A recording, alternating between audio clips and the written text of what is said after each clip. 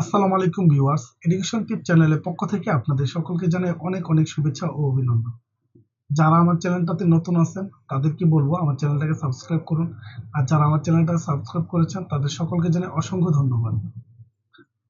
আজকের ভিডিওর বিষয়টা হলো, যারা অনলাইনে ট্রেনের টিকিট কাটেন তো তাদের অ্যাকাউন্টটাতে এনআইডি কার্ড ভেরিফাই চাচ্ছে। তো অনেকের এনআইডি কার্ড দিয়েও করতে পারেন, এবং যাদের এনআইডি কার্ড নাই তারা জন্ম নিবন্ধন দিয়েও ভেরিফাই করতে পারবেন। আর জন্ম নিবন্ধন না থাকলে পাসপোর্ট দিয়েও ভেরিফিকেশন করতে পারবেন।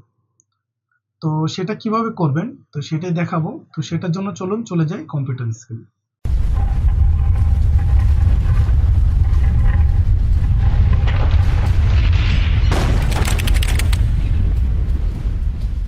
আপনি আপনার অ্যাকাউন্টে ঢোকার পর দেখবেন যে এরকম লেখা উঠতেছে এনআইডি কার্ড ভেরিফিকেশন করতে বলতেছে। তো এখানে দেখেন ভেরিফাই এনআইডি লেখা আছে, এখানে ক্লিক করবেন।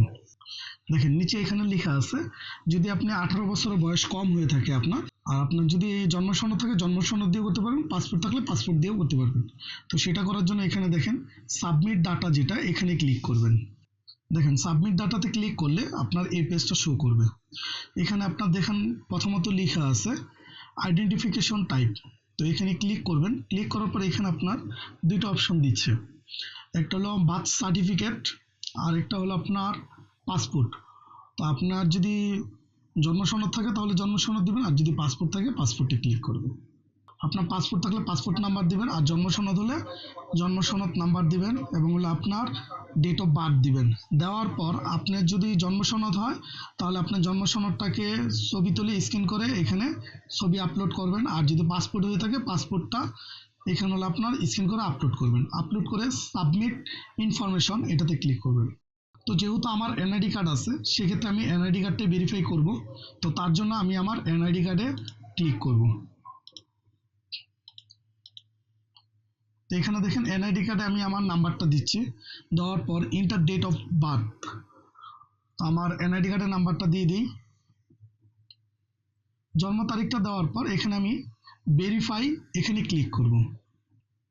দেখেন ভেরিফাই ক্লিক করার সাথে সাথে এখানে লিখেছে ভেরিফিকেশন কমপ্লিট। তো আমার অ্যাকাউন্টে ভেরিফিকেশন সম্পূর্ণ কমপ্লিট। এখন আমি এখান থেকে টিকিট কাটতে পারবো, এবং হলো টিকিট কাটার পর যদি আমার আইডেন্টি প্রুফ চায় তাহলে আমি যে আইডি কার্ডের নাম্বারটা দিয়েছি শো করতে হবে। তো এভাবে আপনারা আপনাদের অ্যাকাউন্টটাকে ভেরিফাই করতে পারবেন।